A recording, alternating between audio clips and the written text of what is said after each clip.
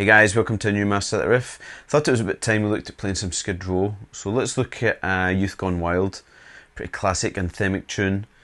What we're going to do, this is all mostly kind of a G minor riff. I'm going to start off by playing like a B flat chord at the first fret here. So I'm playing first fret of the A string, then third fret of the D, the G and the B. Now I'm using my pinky to do that. You can do it with your third finger if you can bend it and stretch that far. I'm going to use my fourth finger. Now what you have rhythmically though is you've got these kind of synced with the drums. So you've got two double stabs of the chord.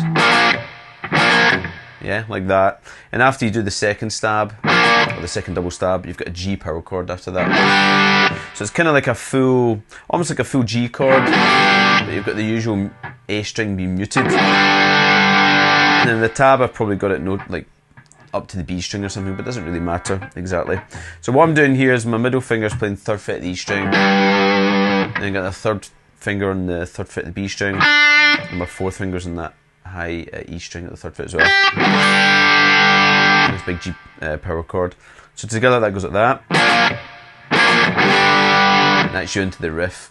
Now the riff is based around like a lot of classic riffs, a lot of Blackmore riffs and so forth, playing little kind of inverted power chords on the D and G strings. It's really cool, kind of cuts through and you've got the bass note kind of removed, so it kind of sits at its own little frequency range. So what you're going to do here is we're going to play third fret of the D and the G strings together, slide up to the fifth fret, and then back to the third fret, and then open in those two strings as well. Now note I'm using my first finger here.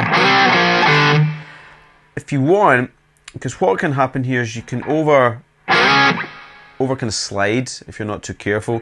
You might find it a little bit more comfortable to use maybe the second or third fingers, like that. I just prefer using my first finger for this. So that's your first bit. Okay, then you have this bit that goes like this.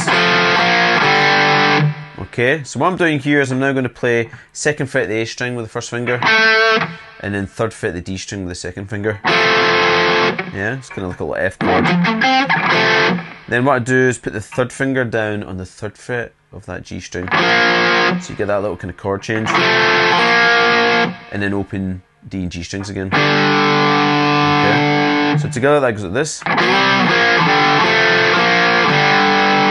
Okay.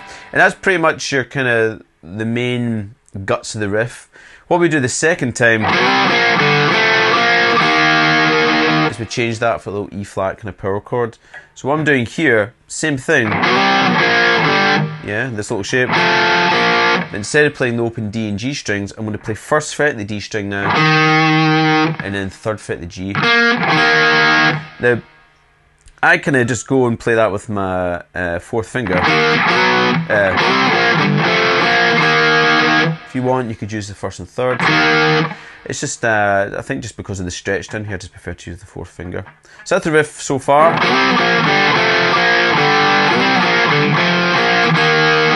Next time we play that again. Okay, and then the ending bit goes like this. Okay, so what you do here is you slide up again and back down to here. Now instead of playing the open D and G strings, what you're going to do is basically play three chords. So you play your E flat chord, so it's the first finger at the first fret of the D again, third fret of the G. Move down to a B flat power chord. So you just move from the D and G strings down to the A and D strings. So the first fret of the A, third fret of the D there, and then you get the G power chord at the end. But rhythmically what you play is that. So you've kind of got this it's a percussive kind of effect, and you're hitting that E flat power chord twice. So you've got like a down up and then down up in the chord, like that. Then you have another little percussive down up, and then you play the the B flat power chord once, and then you get the G power chord at the end. So slow that goes like this.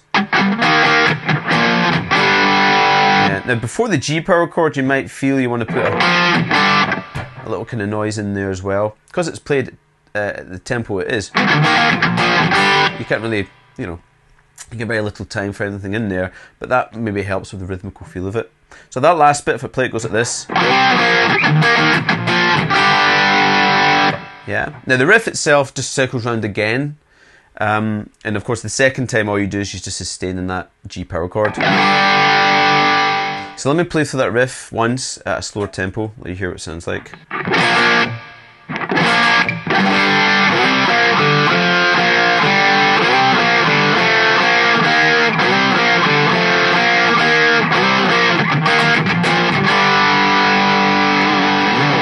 Cool, okay. So have fun with that. Great riff, awesome track. As usual, if you want to see any more riffs or get any ideas or anything, let us know in the comments below. We'll see if we can maybe look at them at some point. And as usual, if you're not subscribed and you want to see more riffs, more gear demos, more licks, more guitar nonsense, then please subscribe to the YouTube channel. And as usual, check out Master the Guitar on Facebook, Instagram and Twitter as well. Okay, so until next time, keep it wild.